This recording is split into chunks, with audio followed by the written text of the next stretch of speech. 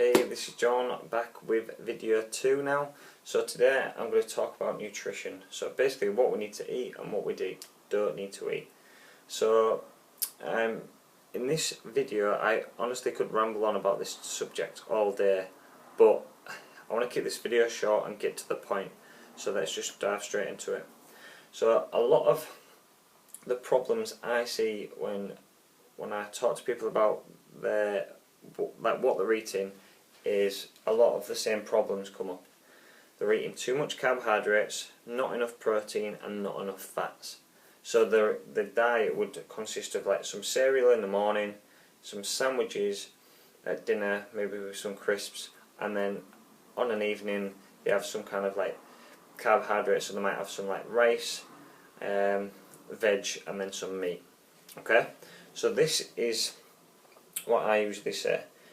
Carbohydrates with a lot of people tend to be too high, especially if you're not doing anything, if you're not exercising or being physically active. You don't really need the carbs. So as we're eating these carbs, they're getting stored as fat because we're not doing anything with them. Okay. Secondly, we're not eating enough protein. So when I talk about protein, we're talking about like chicken, fish.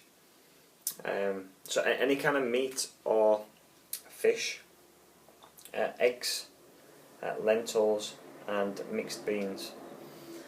So they're what we should be.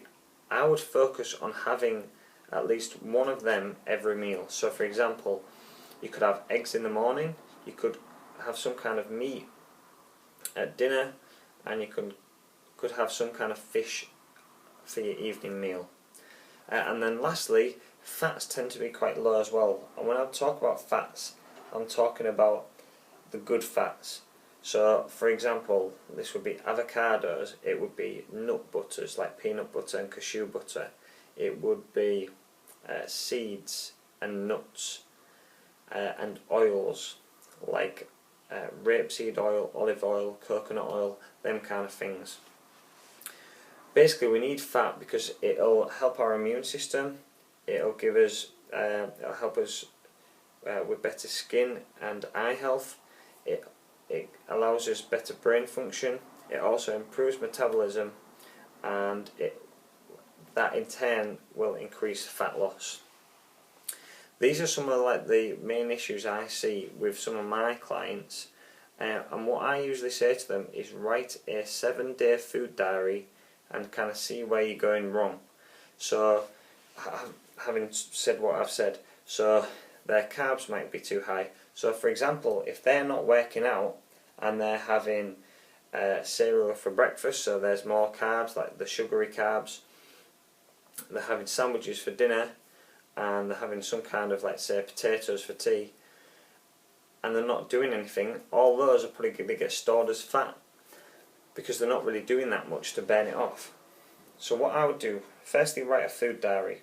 Secondly, I would try and get rid of all the sugars that you can.